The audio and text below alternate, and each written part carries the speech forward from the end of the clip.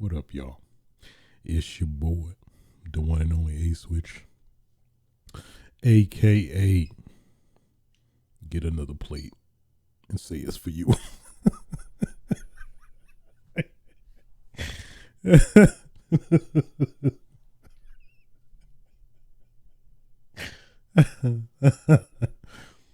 Oh, aka who keep rubbing on my nipples.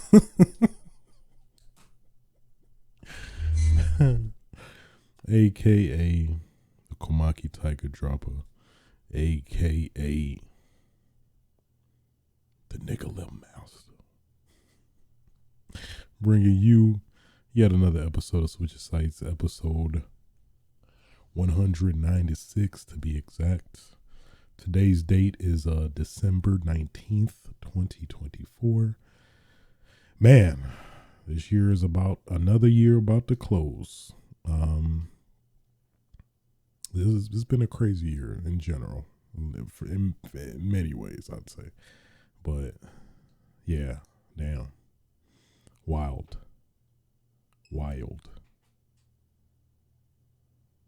crazy. So yeah, have a pretty good episode for you today.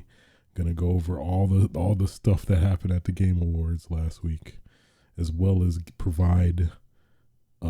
I know you've been anticipating it. I know you've been waiting. I know you've been waiting. Top 8 games of 2024. Didn't manage to get to 10 this year. I think just so many huge RPGs came out that I never got around to it. Also playing a lot of replaying older games too. So, with all that being said, let's stop the dilly-dallying and get right into it. If I could remember, to put, my codes and stuff in, though, that'd be great. If I recalled doing that would have been beneficial. It would have, but I didn't, and I have to pay for that. I have to pay for my crimes, which is included with that. You just gotta pay for it. You just gotta get the slap on the wrist, or whatever. But you just gotta pay for it. First topic of discussion, of course, the Game Awards 2024 transpired last week in LA. I didn't go. Part of me kind of wanted to, but I don't know. Just at least beforehand, was invited and got tickets for free to go. But now it's all capitalized and you gotta buy tickets to go. And I'm like, I don't know. I feel like it's way more convenient to be at home to watch these things anyway. And maybe some of the gaming people I'll look up to, but other than that, I don't know. So we're probably gonna skip. We'll get to all the good stuff. It's a lot that happened, but at least definitely gonna go over some of the notable stuff. So, Ninja Gaiden, returning, with a new title, from the makers of Blasphemous, which I've never played. I've heard of, but Ninja Gaiden Rage Bound. I gotta do it. Ninja Gaiden Rage Bound. I don't know, something like that. Yeah. Made by the Game Kitchen, which is the people who made Blasphemous, and .emu, who were the publishers behind, of course, the infamous Streets of Rage 4. 2D pixel art footsteps in an agile slice and dice adventure that's almost certainly going to kick our collective asses when it arrives in summer 2025. You got one move away. I think this is supposed to be this seems like the same people that made Surgeon Simulator, where you basically just play Tetris and finagle as many things as you can fit in the car. It seems like. I feel like this was from something else, but I guess not. Slay the Spire 2, which I know nothing about. Dave the Diver. Dave the Diver. Dave the Diver. Dave the Diver in the Jungle. Which they didn't really allude. Well, I guess they technically kind of alluded to what this may be, but maybe he is, instead of going, diving, he's like hunting in the forest or whatnot. Maybe that would be my guess. That or maybe there's like lagoons and stuff within the forest, Amazon or whatever, and doing all that stuff that's pertains to that. I guess I don't know. Thick as Thieves. I don't know. I feel like there was something there. A new stealth action multiplayer game from Warren Spector. Probably one of the more reputable developers in the game that I forgot. Now I'm curious. What did he...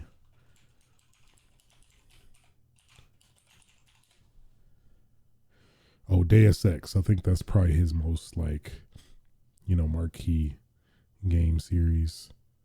Epic Mickey Ultima 6, or the Ultima, maybe the later Ultima games. Okay, Warren. Shadow Labyrinth. This is a very interesting one.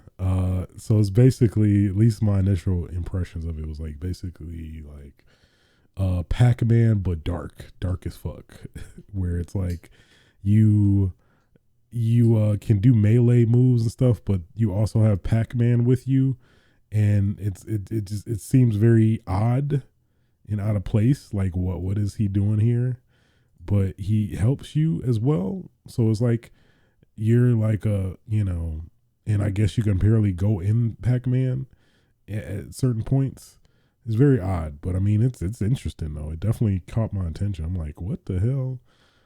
I was like, I didn't know Pac-Man could get this dark, but apparently so. I don't know.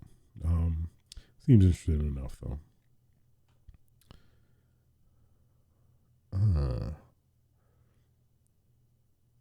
Yeah, this.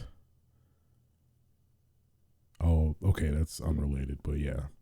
There you go, Pac-Man Dark, or aka Shadow Labyrinth. That's what it's called. That's the actual title.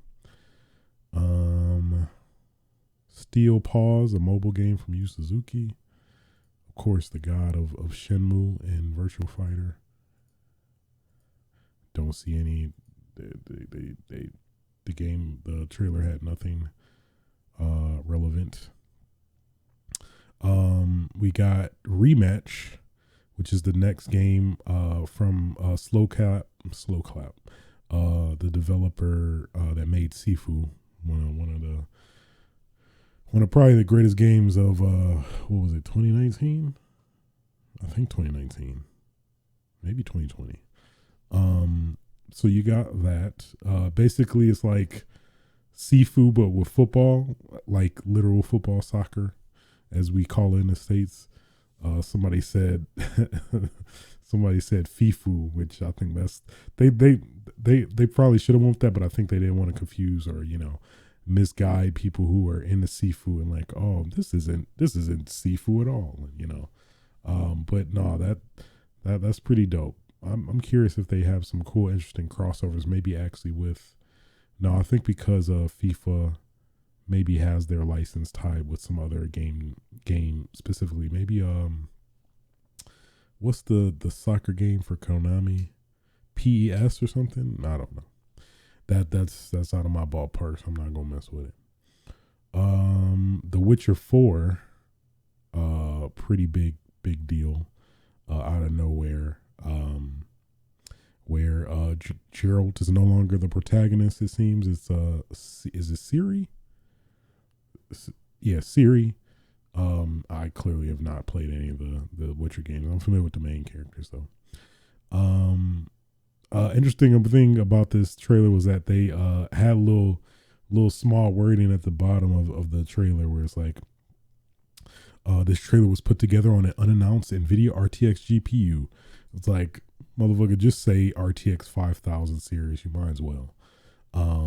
So yeah, it seems like a lot of people probably gonna make that upgrade to in order to play this properly.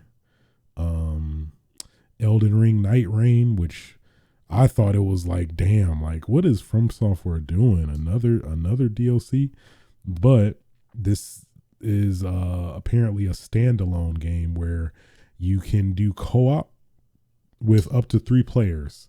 But what I heard after the fact is that you can only do you can do either single player or 3 player. You can't do any in between. You can't do 2 player, something like that. That is such a very From Software odd thing to do. But you know, alas, probably like there's gonna be somebody that makes a mod in like 2 hours after it releases that will immediately allow you to do co-op instead. But I guess it's like might be a balancing thing, like based on the bosses and stuff, I guess, but I don't know. Final Fantasy Rebirth getting a PC release finally. January 23rd, 2025. And that's pretty soon actually, which is pretty dope. So improved lighting, enhanced textures and modeling, as well as DLSS and VRR, and more. So that's going to be very interesting as a huge fan of that game. Anything else notable? Project Robot, which is the next game from the Ico creator Fumito Ueda. Ico, Shadow of Colossus, and I believe The Last Guardian. So some weird robot related game where there was a dude that got into a robot's head and then detached from the robot and flew out or whatever, I guess. So Outer Worlds 2 getting 2025 release. I don't know. I was pretty lukewarm about Outer Worlds. Outer Worlds, I'm gonna get that mixed up very often. Outer Worlds, when I played it, it felt like a more lifeless Fallout to me, even though it's like basically Fallout but space focused. I don't know. It didn't really do it for me, so I don't know if I'm too excited for this. Probably if the reviews are good, maybe I would give it a shot. Split Fiction, the next game from the It Takes Two studio, with the the man himself, Joseph Fares, the dude that be dropping F-bombs like nobody's business. It seems interesting. It has the same co-op dynamic with the like permanent split screen, and at certain points where it takes the liberty of kind of playing with that at certain segments within the game, it looks like. So it seems more the same of, It Takes Two, A Way Out. Is that the only ones that he had? I think so. So yeah, you got that. Steel Hunters feels like just a unique, like, I don't know, Transformers meets I guess Apex. It looks evocative, I'll say that, if anything, but that's really all I really got from that. Borderlands 4 got a gameplay trailer. Feels more the same as somebody who dropped out after Borderlands 2. It's like more new heroes, and that's it. Nothing, the graphics wise, it doesn't look any like different. So it did not wow me like that. Let's get into this, boy, man. Final Fantasy 16. The main protagonist, Clive Rosfield, is the final character for the Tekken 8 Season 1 pass. Man. First off, Tifa was robbed. Tifa from Final Fantasy 7 Rebirth was right there, and Harada said, "Don't ask me for shit." And then we got Clive Rosfield instead. which is it. It feels very on brand for Harada to like, I'm not gonna give you what you want, but I kind of give you something that maybe you might want, but it's like Tifa words right there. She was literally made for this crossover, but alas, she is yet to grace the Tekken 8 roster. But like in a post interview that Harada had, he said that like two F Final Fantasy characters can exist in the game, so he kind of hints maybe that that Tifa still could be a possibility. And I mean, who knows? Like, considering how long it's going to take for Rebirth or the third, whatever the final game in the remake trilogy is going to be called for FF7, the stars could align properly. But I mean, at any point, regardless, dropping her would it would make sense to obviously promote the game that's coming out later on. So I mean, what got 3 years probably until the third remake game comes out. So who knows? It's possible. It's possible. But nah, we got freaking Clive Rossfield. It's like who asked? Nobody asked for him. And then I've kind of given up on Kiryu at this point as well. But man, one can still dream. Splitgate 2 got a new trailer. It's like Halo meets Portal, which was pretty fun from when I played before. Virtual Fighter coming out of nowhere. Well, we kind of knew about it. They did confirm that a game, Virtual Fighter game, is in development, but we didn't get any like gameplay or footage. But within this new trailer we got, it did show who is Akira, who got a pretty significant redesign. He looks like an old Chinese kung fu master, which I very much dig that aesthetic very much. But he looks dope. And then I guess fighting Sarah, who's not Sarah Bryant, but maybe like a descendant of Sarah Bryant's daughter or sister or something. I don't know, but those are the two people that were brawling it out. But hey, it looked dope. From what the brief things we've seen, it looks pretty dope. And then RGG just firing on all cylinders.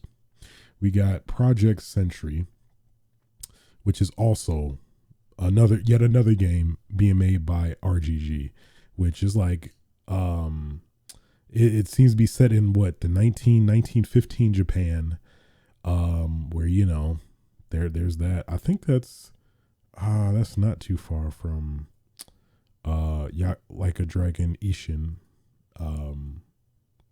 But yeah, no, it looks, from what they showed, it looked pretty dope. I'm very much into it. And I just want to know who be doing, like, they must got some like S tier programmer or something that just is like churning these games out like nothing, because I don't know, they're doing immaculate work, especially the turnaround time. Like what we got, Like a Dragon, Pirate or whatever, Yakuza Pirate, whatever they call it, the Majima game, coming out in February. Got Project Sentry, and they're also working on the next Virtual Fighter as well. And it's like, damn, how many people they got? What they doing? What they doing right? Well, I say that, but like, you could tell the technique they're using. They at least with the previous Like a Dragon games. So like with the Majima game, it's set in Hawaii, which was the location that Like a Dragon Infinite Wealth was partially set in. So it's like they already have the assets, and then they just deviate from the pre-existing assets they got, which you can only imagine that they're probably going to do the same thing with and I didn't even put it together until now that like Project Sentry and Virtual Fighter, they look to have similar assets in terms of the environment they're fighting in, that technically they could be very interchangeable. So it's like, it's wild to think about it like that, but I don't know. Um, there you have it. There you have it. Turok Origins coming out of nowhere. Turok coming back, even though it's no longer first person, it's third person now apparently. So I hear some people are fans of it. I've never really gotten a Turok, so I can't can't really speak on that. Warframe getting an its final trailer. Huh? No, I think I believe it's another update. I don't think it's final, but or maybe because it was in beta all this time and then it's technically gonna be released. I don't know, but it's called Warframe 1999. Pal World getting an update. Man, that game. Man, remember that? Faybreak, December 23rd. And oh my God. Probably one of the biggest announcements for me personally, very much so. Onimusha, Way of the Sword, announced. Very, very pleased. Very pleased. Onimusha is back. Onimusha is back. Onimusha is back. Is back. I love it so much. So it seems like this is not necessarily a remake, but like a continuation of the pre-existing series. It seems like, but at least from what I saw, it looked great. Everybody looked wet as usual, you know. My biggest concern though is I hope this doesn't turn into a what do you call it? This doesn't become a Souls-like. Like any like remnant of a Souls-like. I just would want like a shoot, like pretty much the previous Onimushas, like Resident Evil, maybe not tank controls because that's clearly outdated nowadays, but basically the same Resident Evil vibes, but you know, with swords, which hopefully they can, you know, translate that and you know, not go the easy like, oh yeah, let's just make this a Souls game and capitalize off of, you know, the Souls craze going out. No, do not. Just basically upgrade what made Onimusha and great at that. So that is probably my biggest concern. But overall, I'm very excited that, you know, it seems like Capcom really is you know, like they claim that they are, you know, having this initiative of bringing back old dormant IPs. So the first Berserker Kazan trailer coming March 2025. I don't know, March, man. 2025 is getting packed up there. Dying Light the Beast, standalone Dying Light adventure that lets you play as Angry Man Kyle Crane, who has beast-like abilities. This feel like a troll, but I'll mention either way. Game of Thrones King's Road. It feels like this seems like the Game of Thrones game that I think almost everybody would have wanted, but come to find out is literally only a mobile game only as far as we know currently. And it was like, that is the biggest troll ever.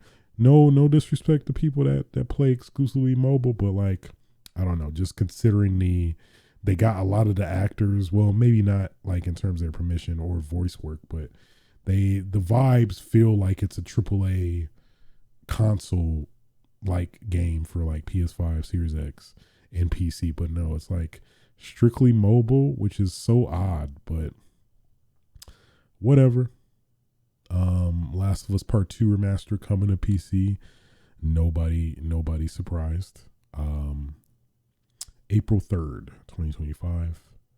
Sonic Team Racing Cross Worlds shows Shadow with his little red and black racing car, and you know, you got that. Mafia: The Old Country got a pretty extensive trailer for that. I'm just curious how this is gonna go. My biggest concern going like super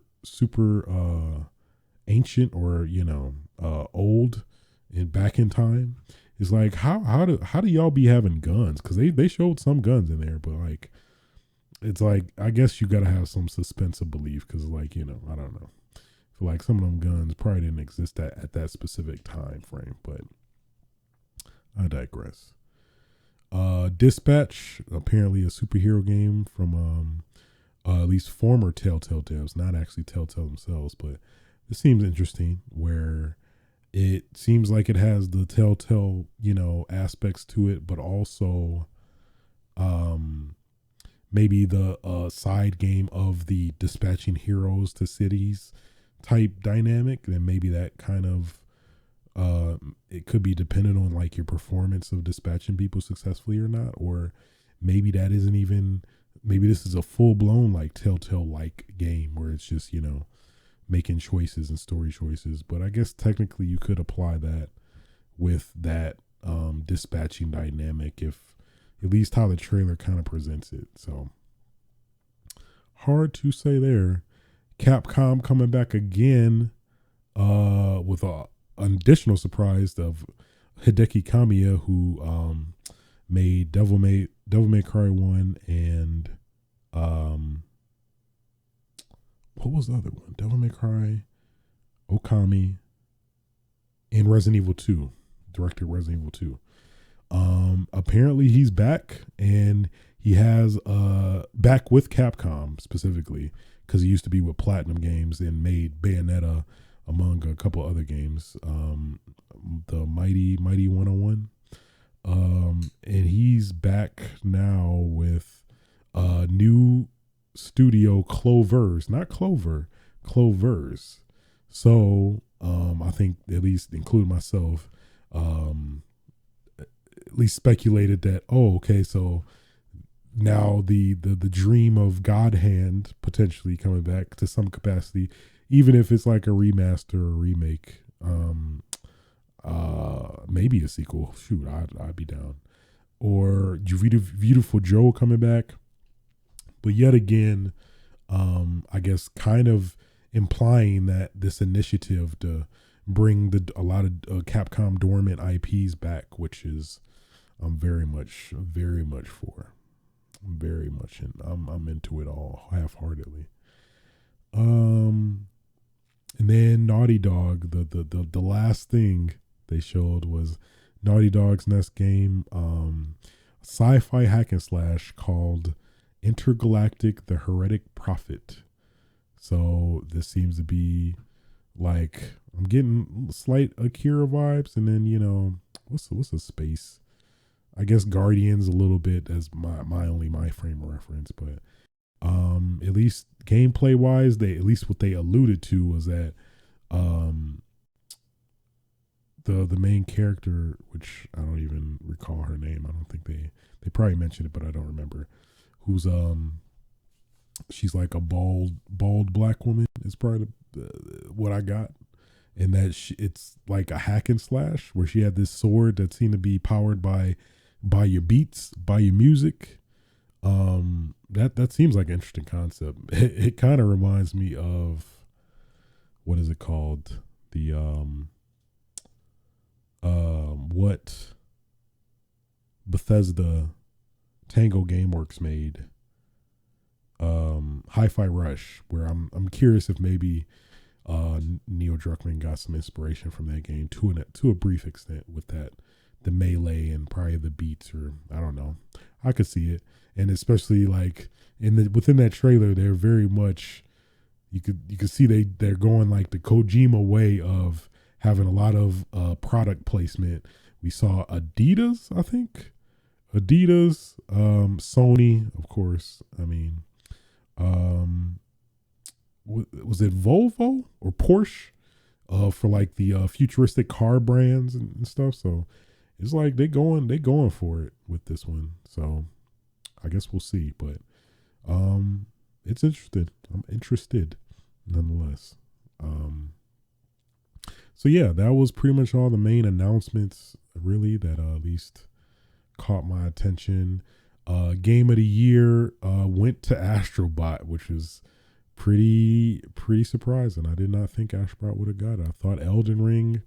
A part of me absolutely wanted Final Fantasy VII Rebirth, but I wasn't quite sure if that would have got it for sure. But Astrobot took it.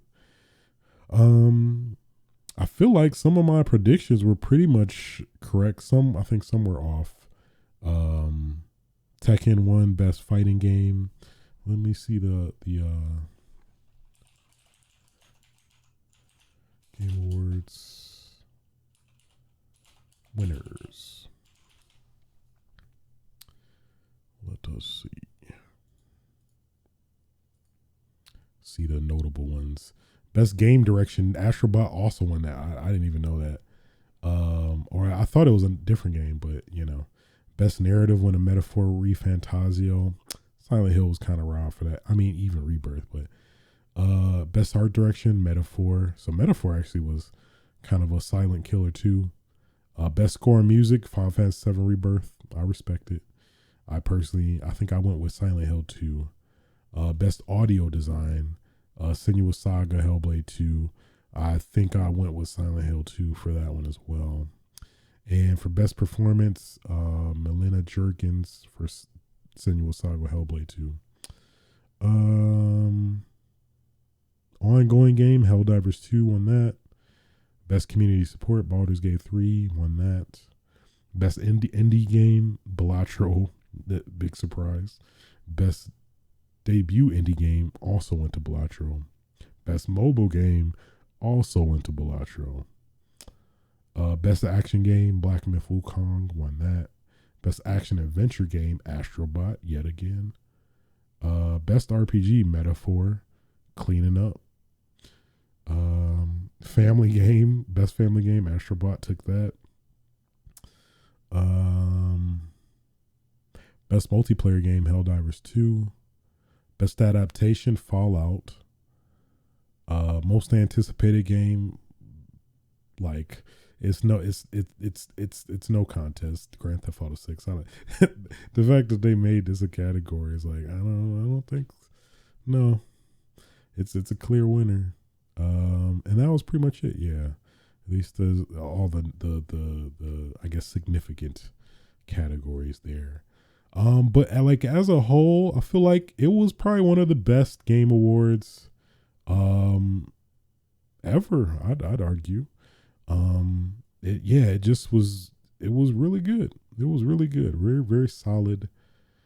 Just solid all around. The pacing was pretty good. The ads were at a minimum. Writing was pretty good. I love the Muffets, the two old dudes, like basically making commentary of pretty much Reset Era in Twitter, incarnate. It felt like in terms of like the common criticisms people have towards the show is like you got to respect it. I feel like it's some technique about it, but maybe some method to disarm people's apprehensiveness in regards to the Game Awards. But I mean, it was pretty legit. Like he acknowledged the issues people have with the Game Awards and like pretty much talked about it head on, which I ain't mad at. You can only respect that. But yeah, like a lot of very solid, pretty surprising announcements. Onimusha definitely was probably the biggest one for me. Okami, as somebody who's not even a fan of that, I mean, and as well as revealing that Hideki Kamiya is back with Capcom to a degree, it's pretty dope. Probably one of the biggest. And then of course the Elden Ring co-op game, which is kind of crazy to think about, but also makes sense. So yeah, solid Game Awards for the year. I loved it. I loved it very much. Loved it very much. So with that being said, let's get into top eight games of 2024. there was a lot. A lot of them I did not get to, like Persona 3 Reload, Metaphor ReFantazio. What's the other ones? Dragon's Dogma 2 I didn't even get to.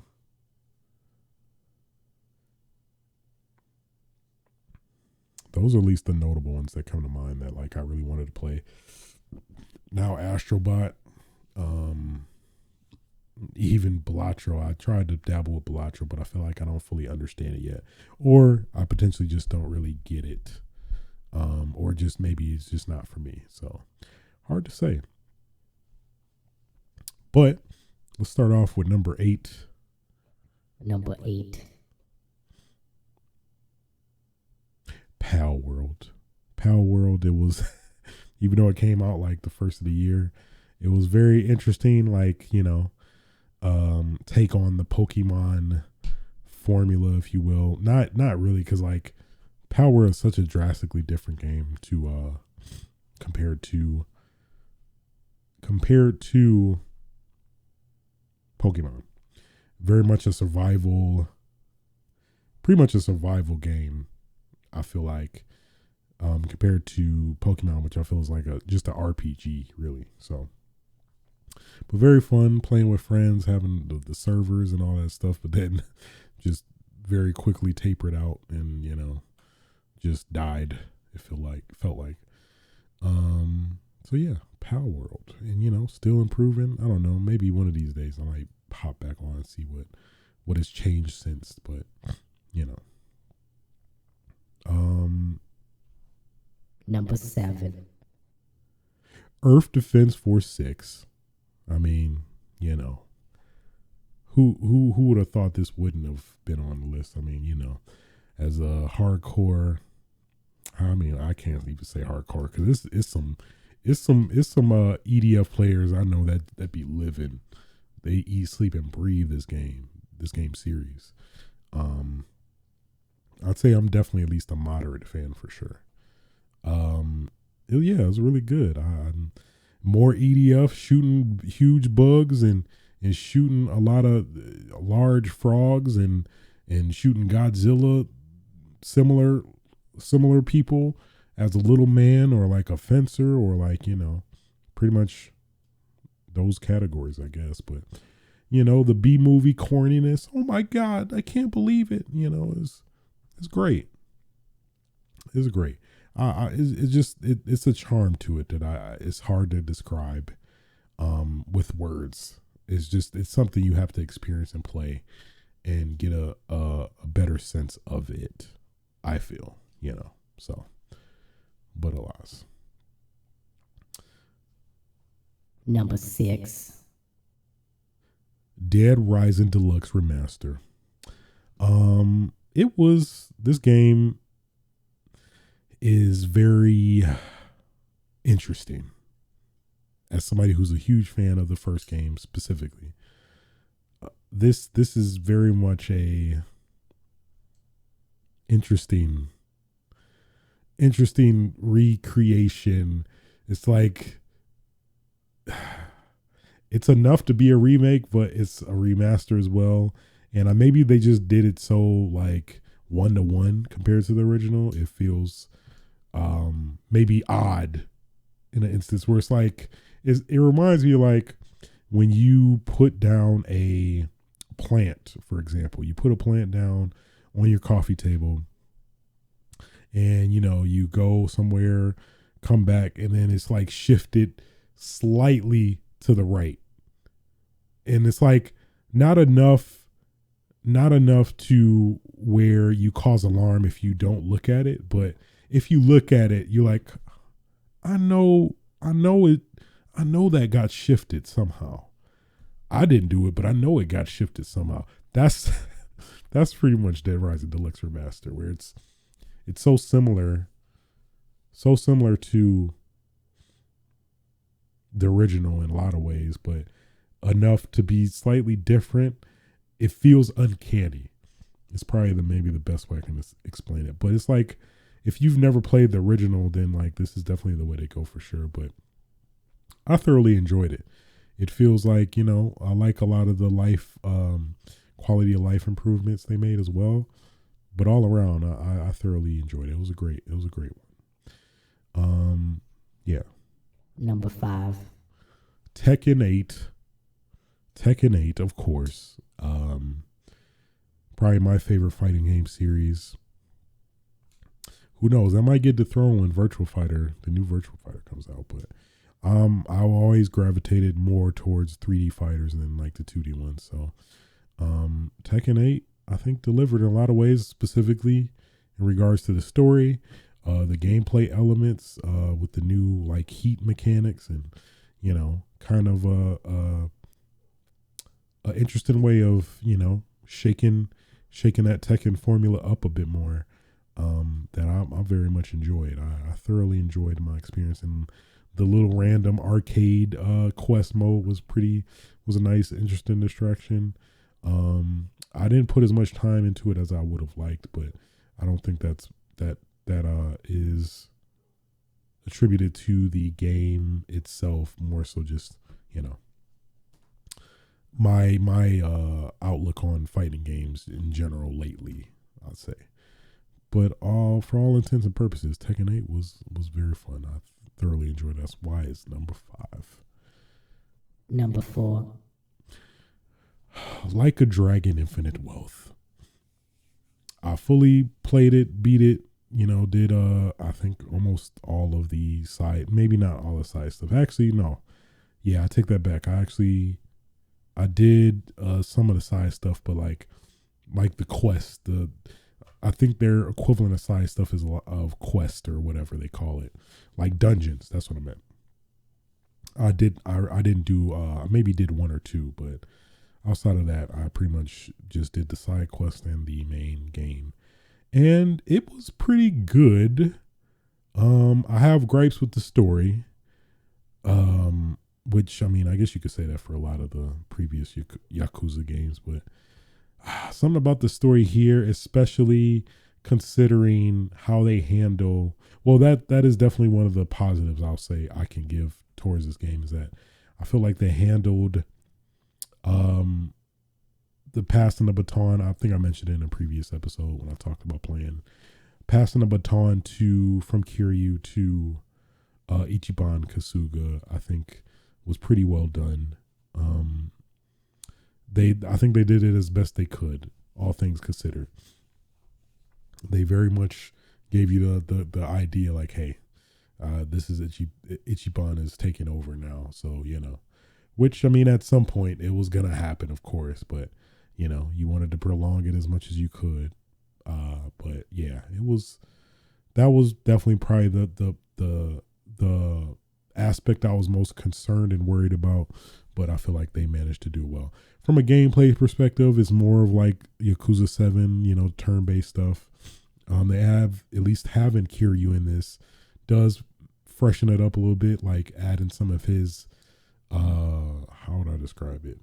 His beat 'em up tendencies, and trying to plug it into this to kind of feel good, which, at least as somebody who was a fan of the beat 'em ups before this, it felt pretty good. All things considered. So overall, I did enjoy it, and I did appreciate how they, passed the baton from Kiryu to Ichiban. So that is why Like a Dragon Infinite Wealth gets the number 4 spot. Number 3. Silent Hill 2 remake. At least hearing about this game, like, throughout, before its release, very, very skeptical. I'm like, and, from Bloober Team, who has a very wishy-washy track record of games, and remaking a game as prolific as Silent Hill 2 felt like a very, very huge undertaking to take. And it seems like, if after everything is said and done, I think Bloober Team surprisingly did pretty well. It did everything to make it feel modern, but also keep the main essence, themes, vibe of the original Silent Hill intact, I felt like. Probably the only gripe I think I had with it was the music. I felt like could have been. I guess it's subjective for sure, first and foremost. But I don't know. I would have liked more of the iconic music to be playing in the background rather than like the miscellaneous tension increasing type music, if that makes sense. Where it's the the less subtle, like uh yeah, terror inducing music rather than personally I would have preferred the like, you know, constant soundtrack that like of the more reputable soundtracks from of course the icon Akira Yamaoka. But that's pretty really my only gripe. But like playing through the game and semi recently replaying the game to do all the get all the endings, it was very fulfilling, very fun as you know somebody who didn't get those in the original game. It was very fun. I think they really did a really good job of yeah literally translating the essence of the original Silent Hill 2 and putting it into like modern form. Graphically, it looks impressive, very visually impressive as a whole. And yeah, man, Silent Hill 2. Very surprised how well it turned out. They really hit it. So I'm looking forward to if you know Konami continues this relationship with them to you know make even more Silent Hill games. Like I feel like the next logical step, since they kind of proven themselves with two, go ahead and remake one. Let's do one. I think, especially consider all the assets they got. They technically already have the first Silent Hill, the Silent Hill world already created. I feel like that would make the most sense for me. And since technically that is the most deserving of a remake, all things considered. So that is why Silent Hill 3 is number 3. Number 2. Elden Ring Shadow of the Erdtree. This is basically, even though it's a DLC, it's basically like a whole new. Yeah, it's pretty much a whole new game within a game, it feels like. When you explore in Shadow of the Erdtree, it's essentially like a whole new. I feel like Aladdin, a whole new world. But I mean, it's legit. It literally. How much time did I spend in this? Like, probably 80-ish. Maybe, and maybe that's not saying much either because I think maybe it might have been close to 100 actually. But yeah, either way, I'm just saying that it's a lot of content for this DLC. You very much get your money's worth, for sure, and I thoroughly enjoyed it. It hit it on all cylinders. It even had more memeable, miscellaneous, random stuff, like a lot of meme material. Curse you, Bale. You know, just it was great. It was a great experience. I thoroughly enjoyed it. I like the whole Ash system where pretty much regardless of what level you are in the original game, that don't mean shit in this world. It's like basically we gonna knock you back down to level 1, bitch. I don't know what you're talking about. So that was a cool like aspect to it where you know it encouraged and incentivized you to explore the world and get more of the I think they're called ash tears. Maybe I'm wrong. Skadootree, whatever it's called. I don't know. You know what I'm talking about, though. Yeah. So that is why Shadow of the Erdtree is number 2. Number 1. You already know. You probably already know by now, but of course, absolutely, 100,000%. Final Fantasy 7 Rebirth. Top game of 2024. Number 1 game of 2024. Where do I even start with this game? It just is. They just do so many things right. The story, the plot, deviating off the original plot to a degree, and you know having that as an excuse to be like a semi remake / sequel and that whole weird dynamic, but it's so good. And then they brought Zach in, and he's kind of in it to kind of maybe make you hopeful for what the third game is gonna be. And that's just great because you on the edge of your seat, like what are they doing with him? And they give you a little taste towards the end, but also it could not be, but like even that's the fun of it. And then of course like playing around with Aerith, I mean is it really a spoiler, but Eros fate, I'll say, was interesting in terms of playing with expectations and things like that. And yeah, it was so good. Replayed it. The only thing I could agree with, like people's criticism, the mini games were definitely egregious.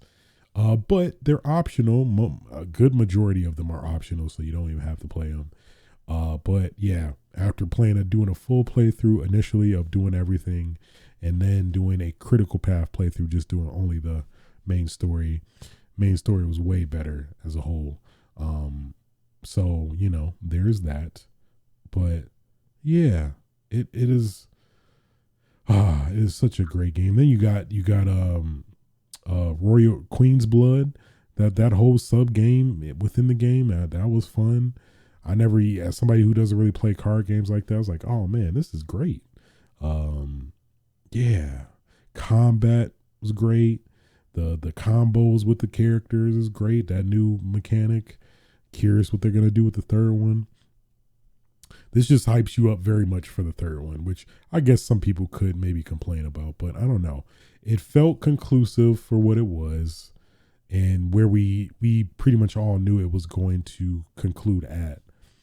So it's hard to say otherwise, but yeah, man.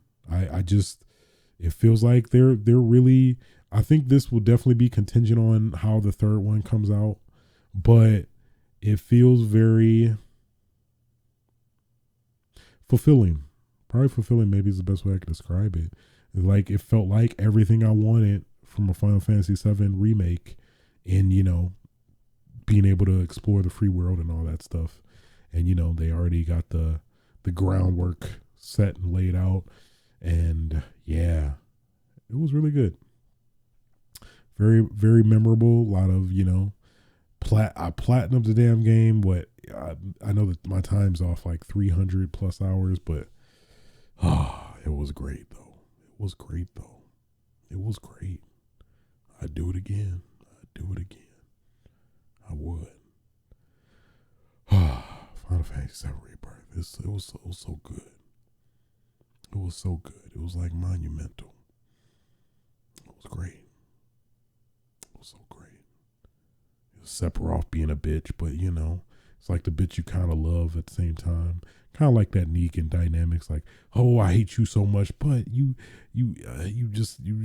got this magnetism about you. You got this charisma that I just can't deny. I just want some, not like that, but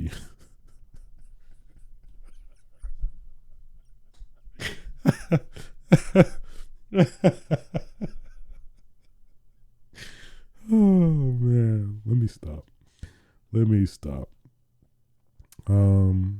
Yeah, man, I don't think there's really more to say. It was just so many things they did right that it's like, man, how are they gonna do this in the remake that they did tenfold? Like Barrett and Dyne, that whole dynamic. Oh man, it was so good. So good. Oh my God. Rebirth. Rebirth was it for me, man. It really was. Really did it for me, I have to say. It really did. Man. And there you have top 8 games, my top 8 games of 2024. Who knows next year? Man, yeah, next year is going to be crazy though when you think about it. You got GTA 6 finally, hopefully, Monster Hunter Wilds, a lot of other miscellaneous games that don't come to mind that I know is going to be even crazy, to think about. Shoot, maybe will we get Resident Evil 6, Resident Evil 9? I think that's slated for 2026. They say not ready yet, so my guess is 2026. But who knows? We might get something re-release or remake. Outbreak. You never know. Who knows what the future of 2025 holds, but I guess time will tell. With that being said, that will be the final episode of 2024 for Switch's Sights. Yeah, I don't know what else to say. It was a great year for games, for sure. Definitely. Very solid year. A lot of spectacular games came out. A lot, of course, is added into the perpetual backlog. But at some point, eventually we'll get there. Maybe over break, I don't know. But yeah. It's been fun. It's been a fun ride. So yeah, guys, I don't know. Well, if you did like this podcast, feel free to like, rate, subscribe on your various podcasting platforms. You can also catch the archive of this podcast on youtube.com/aswitch. You can also catch me record this live on Twitch TV/aswitch. But yeah. Until next time, y'all. Sorry, I'm a little sick. Get your damn game on. Feel free to fuck. Aw, yeah.